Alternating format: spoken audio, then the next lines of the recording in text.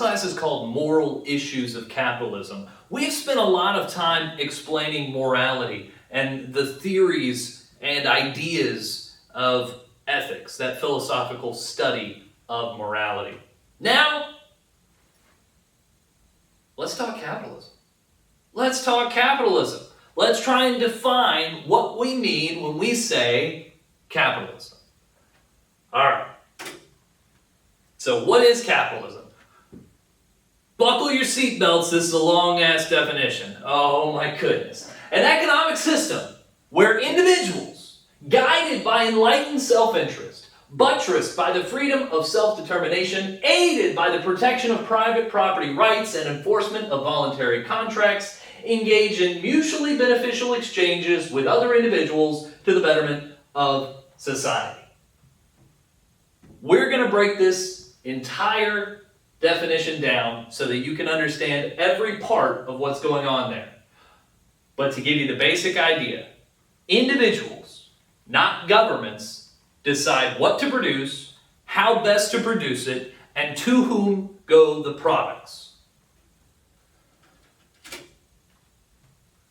So we said individuals guided by enlightened self-interest. Well, what is this enlightened self-interest? This is acting to further your own interest, not just, kind of like this idea we've been talking about, not just radical hedonism where you do exactly what feels good at any moment, but trying to take care of your best interest, take care of your life, take care of your business, making yourself better off over time. So Adam Smith describes rational self-interest in his book Theory of Moral Sentiments. Of course, Adam Smith, the father of modern economics. He says it's virtue, prudence, justice, and self-command. Man, I hope that we could all have a little bit of that. Virtue, prudence, justice, and self-command. It's more than just doing what feels good. So, guided by enlightened self-interest with rights of self-determination. So what is this about? You must have your ability to decide what to do with your life. You get to pick what job to have. You get to pick where to live. You have freedom of self-determination. You can work a lot. You can work a little bit. You get to decide what your contribution to the economy, to the society is. This is a really key idea to capitalism. Famously, the French philosopher Jean-Jacques Rousseau says man is born free and everywhere he is in chains. Innate to us is self-determination, according to Rousseau and many other thinkers. You have this right to do what you want to do. But in reality, maybe you're constrained, often constrained by government or even by economic forces, perhaps. This is about as American an idea as it gets. Of course, from Thomas Jefferson in the Declaration of Independence, we hold these truths to be self-evident, that all men are created equal, that they are endowed by their Creator with certain unalienable rights. Among these are life, liberty, and the pursuit of happiness. Sounds pretty good. You get to live your life, make free choices, and pursue happiness as you see fit. I think the best way to understand what self-determination is all about is to give the counterfactual, to present the exact opposite of radical self-determination. That is slavery. Complete deprival of self-determination is slavery. You don't decide what you do, where you do it, and at what time you do it.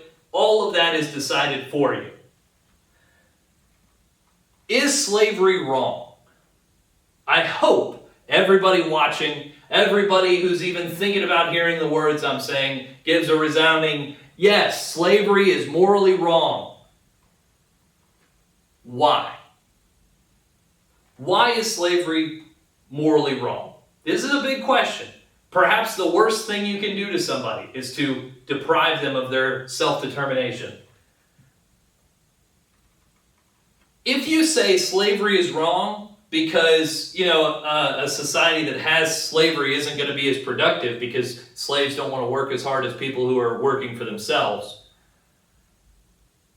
that's a utilitarian argument. That's a consequences argument.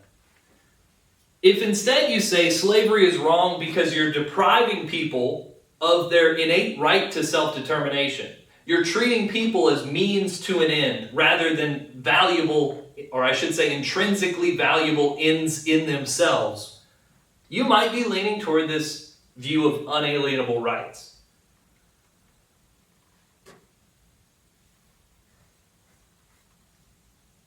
We should really consider, obviously, slavery is wrong, as are many other things.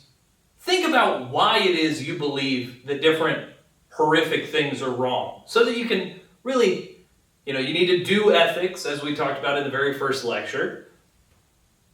You need to have a good reason to explain, this is why I think this is wrong. And maybe one of these two explanations appeals to you. Control of one's labor. In a free society, you are able to control when you work, where you work, who you work for, and, critically, what you do with what comes from your labor. Typically, in our society, when you work, you are paid a wage. That wage is your property. That is the fruit of your labor. Part of having control of your labor is to have control of the money that comes from your labor.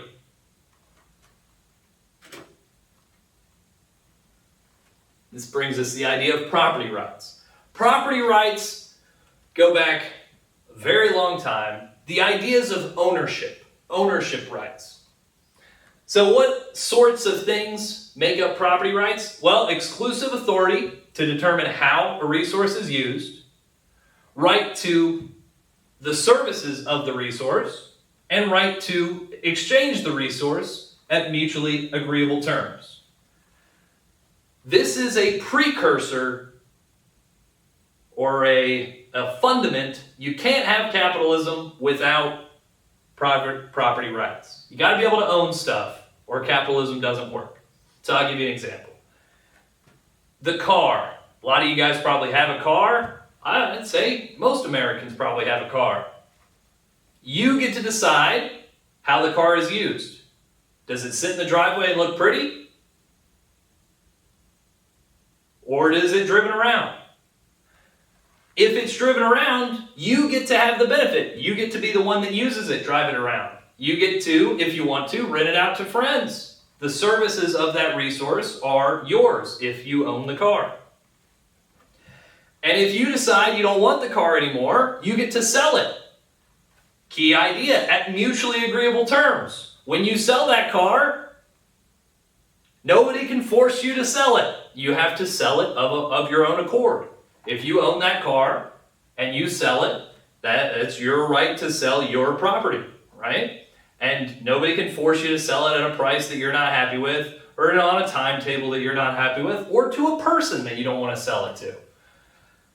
That reminds me when I bought my second car, I offered the fellow the price and he said, yeah, that's fine. It's less than the last guy offered me, but he was going to take it and move. I said, you didn't take a higher price? He said, yeah, I wanted the car to be around so I could see it on the road sometimes. I thought that'd be nice. He and I have very different preferences about what we do with our stuff. But if you don't want to sell it to somebody, you don't have to. That's what private property rights are all about. So why is private property rights so critical to liberty? John Locke, in his second treatise on government, which we've talked about before, had a little bit to say about this. You've probably heard the famous phrase that I've already mentioned today from the Declaration of Independence. We have rights to life, liberty, and pursuit of happiness. This is a slight change from the rights outlined by John Locke in his second treatise of government. Life, liberty, and ownership of property. So, he believes that these are the human rights, and he believes that they are rights in that order of importance. Life, liberty, ownership of property. All right, so this is somewhat like what his logic goes. So, according to John Locke, God is giving you your life. This is the most valuable thing you have. Your human life has this wonderful intrinsic value. Part of that life comes with a duty to protect it. In order to protect your life, you have to have some degree of liberty. You got to be able to be free, not to, say, walk off a cliff, right? You can't have other people force you to do things that would cost you your life one way or another, right? So you have this right to life. From that flows this right to some degree of freedom, liberty. A little harder to connect in our modern world is how is private property part of liberty and part of your right to life. I think to really get this, you can't have your modern sensibilities and the grocery store on the corner in your head. Picture yourself, it's the 1800s. Imagine the country you live in is at war and you live on a farm. You've got your right to life. Everybody struggles with making sure they have enough food for the winter. This is a human problem that is still to this day a serious problem in big chunks of the world, right? Stuff doesn't grow in the winter. It's often harder to find animals in the winter. So starvation in the winter can be a serious problem. Using your liberty, you choose to buy this farm, you've got this property, you raise some pigs, and you got one, you smoke it, and you got it in the smokehouse. This is what you're going to eat all winter. Or maybe you got some chickens, and they're going to live through the winter, and throughout the winter, while there's nothing growing, you're going to eat the food that you've compiled over the course of this growing season. Well, as I mentioned, it's the 1800s, you're at war, and in come the soldiers. The soldiers say, look, we have been fighting this war on your behalf, and we need some food. We are starving. And very often soldiers don't have enough food. They come on your land, they take your food. If you can follow this, without that food, you're not going to make it because it's winter and nothing's growing. And so by depriving you of those property rights, they are taking away implicitly the fruits of your labor, right? So you worked to develop this food or these animals that you were going to eat. Those were taken from you. That's a deprivation of your private property. Implicitly, they're depriving you of your liberty to work, right? Because you had to work to get the food. And if it comes to it, you're now facing starvation when you wouldn't have. In our modern world, it's really hard to connect the idea of life to the idea of private property. But not too long ago, your ownership of things was very closely tied to the protection of your life. Really important idea. Again, this comes to us from John Locke, tying this idea of liberty and your right to life to private property rights. Hopefully that wasn't too much of an aside. Again, we're trying to define capitalism. We said a functioning system of capitalism should have rule of law. Well, this is a few things. First of all, it's the idea that everybody will be treated equally before the law. Everybody, from the richest man to the poorest man, is held to the same standard. And what is that standard? Well, that standard is outlined clearly in the laws. So you can't just arbitrarily go around imprisoning people that haven't broken any of the agreed upon rules. Another part of rule of law is enforcement of contracts.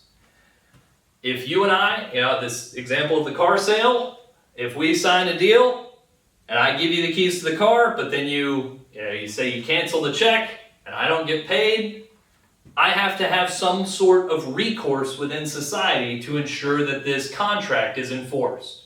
This is one of the things that our judicial system does, right? Critical idea of capitalism is the idea of mutually beneficial transactions. You guys remember the idea of Pareto improvements or Pareto transactions? Transactions that make at least one person better off and the other person is either made better off or not hurt. You would never engage in a trade that is making you worse off. If somebody, you got a nice, I got my 2020 Honda Civic, and somebody just offered me $200 for it, I don't want to take that deal, but you take it anyway, well, that deal is making you worse off. You're trading something on terms that are not mutually agreeable. Nobody's going to take that deal. Mutually beneficial transactions. If you want to sell the car, you sell it at a price that you deem to be fair, and you're made better off because you're getting the money, and the person buying the car is also made better off because they're getting the car.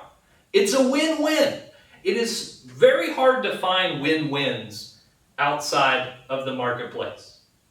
Maybe that's a hot take, but when you go to work, you show up to work.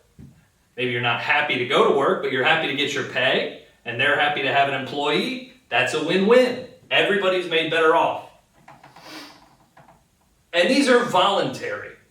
These are voluntary transactions. You don't have to go to work. There's no one forcing you. If there is, then that's not under our traditional definition of what capitalism is all about.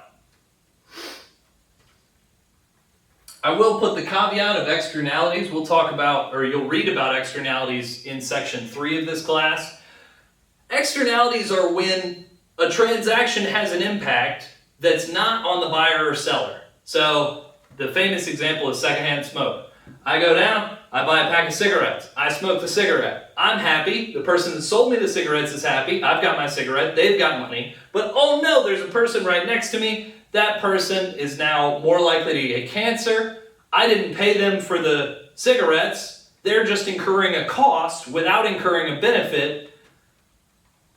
We're going to have to figure out some way to take that into account, those externalities. But that's a topic for another day. You'll read about that in the next section. A key idea of capitalism is this idea of freedom. One of the things that's great about freedom, the liberty to make your own choices of what to do with your labor and how you want to interact in the economy. What's great about that is that you can go do whatever you want. And you can go benefit. You're allowed to succeed. But you're not guaranteed success. You can work really hard and lose. And that can be due to chance, or that could be due to a million different things. But you're not guaranteed success, which is a hard truth. Nobody is guaranteed success in a capitalist system. Some of the biggest companies 100 years ago are no longer around. I think of poor Underwood and his typewriters, right? Not a lot of people typing on typewriters anymore. My wife does, but that's like a hobby. It's kind of a niche thing these days. Joseph Schumpeter, famous economist, created this idea of creative destruction. The economy is constantly changing. It's constantly revolutionizing itself from within. New businesses emerge and cannibalize the old businesses that were inefficient or had not advanced enough technologically. And to replace those new businesses will, in a soon future, come even newer business and newer. This process of creative destruction. This is not a conservative process. So what do I mean when I say conservative? Capitalism is linked in our modern political discourse to conservatism. But these are really two different ideas. Conservative means you want to keep things the way they are. If you were listening on that last slide, When I said a process of creative destruction that destroys old industries and rises up with new ones, that doesn't really sound like keeping things the way they are. Capitalism is against a landed gentry, people that have permanent wealth class, right? If you can keep it, then yeah, it might be a little different. But capitalism is a system for constant change. New wealth will arise, old wealth will fall in this very radical system of creative destruction.